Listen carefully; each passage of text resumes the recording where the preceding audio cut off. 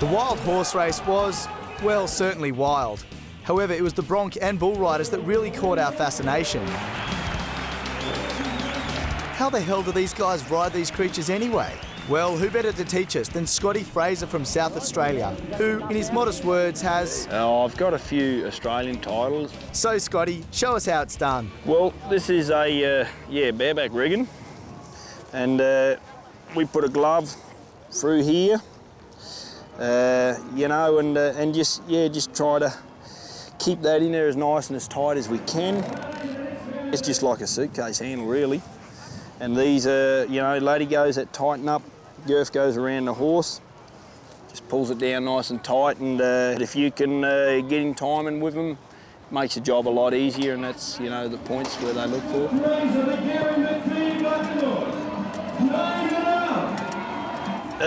Bull riding's very similar.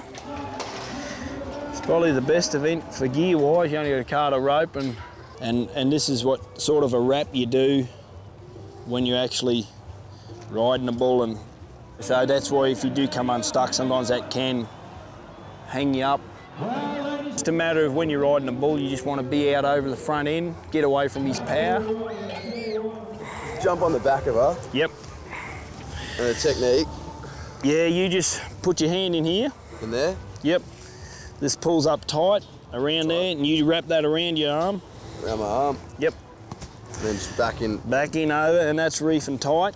Right, okay. Then you want to get your ass right up as close as you can. So that's his shoulders. Yeah, right you there. need to want to be, put your knees standing up on their back. Right, so kind of like that. Yep.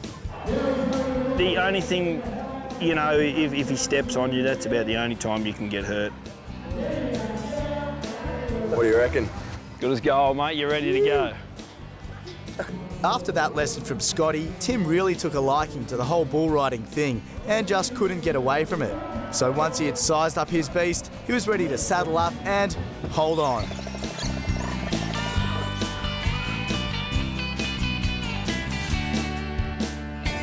We reckon he got a good score.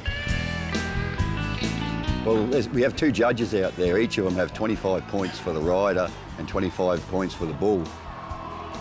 Now, the bull is judged on the degree of difficulty, I guess, how well the bull bucks. And then there's another 25 points goes to the cowboy on how well that guy rode that bull.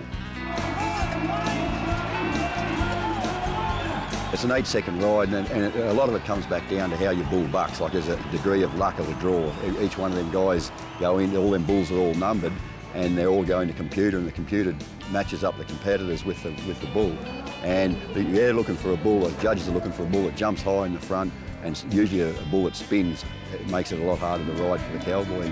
And really, as far as the competitor goes, he's just got to be in control of that ride. When you're riding bulls too, things have got to be a reaction. You haven't got a lot of time to think out there, so everything's got to be reaction time. There's specific moves that you do to ride a bull, and if you don't do them and you don't do them quick, you're going to get thrown off. They wear protection vests, which is not going to save your life, but it might sort of help a little bit, like save some broken ribs and that type of thing. However, if you do end up in a situation like this poor cowboy, chances are it's one of these funny-looking guys right here who'll risk their life to save yours. I've been involved with rodeo for 20 years. It's a clown's job to go in, take the bull, distract the bull, get it away from the cowboy. So as the cowboy has a better chance of making it safely back to the arena, back off the arena floor. They're up close to the action there. If something goes wrong, they're in there, distract the bull, take it away from the cowboy. It's very scary. It's a very dangerous thing. I got more stitches in my head than a corn bag from this sport, and it's a very dangerous sport. There's a lot of kids out there who, they grow up dreaming of being a rodeo clown. And it's pretty cool, especially in towns like Mount Isa and, all throughout rural Australia. They say, "Hey, Big Al, you rock!" Like they love rodeo clowns. Kids, right? While the bulls and broncs continued to buck, the rodeo riders continued to give it their best shot, and the Mount Isa festivities kept raging on. Oh, cowboys never say goodbye, 'cause they don't want someone to see them cry. It became clear to us that these rodeo folk really knew how to have a good time. However, everything has to come to an end, and unfortunately for us, it was time to hit the road again. The next stop, well, that's unknown. We've travelled today west of Sydney to the Nepean River